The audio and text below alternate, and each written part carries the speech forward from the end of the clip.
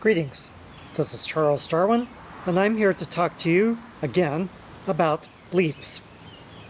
And a leaf is a flat, thin, photosynthetic surface that allows plants to make food through the process of photosynthesis, as I said. But we've talked about that in other videos in this series. But there are all different sizes and shapes of leaves. Look at these big leaves of the horseradish plant. And then I think this is arugula. My wife handles the garden. But this is arugula. The leaves have a little bit more wax on them, so they have a different color, and the edges are curled up very tightly. And then this is a leaf of a grapevine, and you can see that it is lobed. It has 3, maybe 5, depending on how you count it, lobes, but it's still a single leaf. Sometimes the lobes can be very deep, as in, actually, this is the arugula. I'm not sure what the other one is. Okay, anyway, so there's lots of different sizes and shapes of leaves.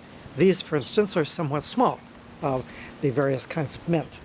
And here's another leaf that has lobes. But still, what appears to be a leaf is, in fact, a leaf. Then we have something really strange, and you've seen this on another video, if I've already posted it, but this is the Virginia creeper. And in the other video I talked about why are the leaves blue, and I concluded that there isn't really any good reason for the leaves to be blue. It's the layer of wax that's on the outside that creates the blue color. Evolution has selected for the layer of wax, but has not selected specifically for the color blue. And here the young leaves are green, the older leaves are blue. Let's take a look at this. This leaf actually consists of 5 different leaflets. 1, 2, 3, 4, 5. So why is it that the Virginia creeper has 5 leaflets instead of 5 separate leaves?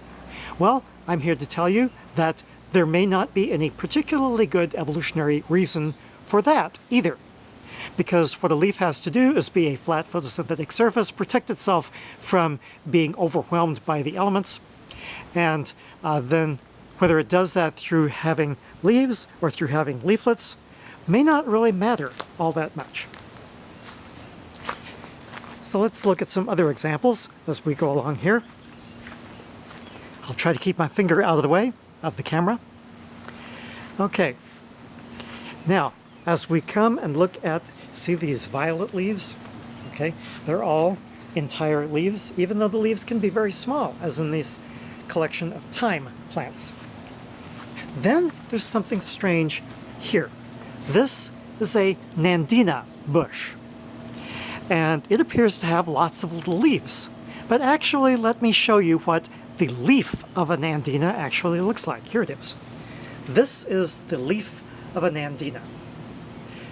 That's one leaf, but it's divided up into lots of smaller segments.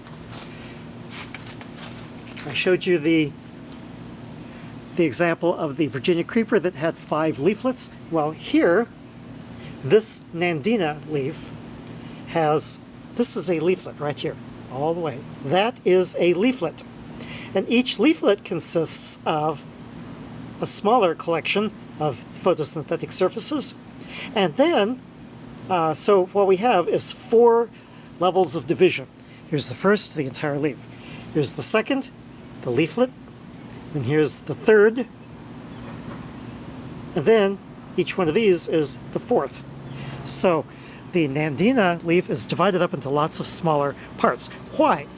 Well, perhaps there's no particular reason except for the genetic history of the plant families.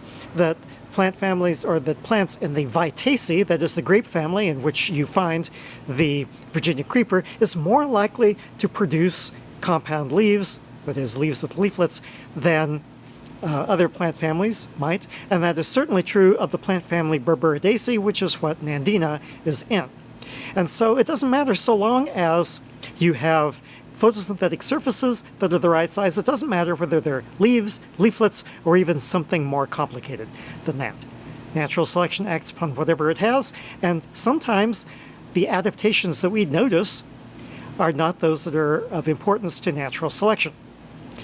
This is Charles Darwin, Tally Ho, and Amen.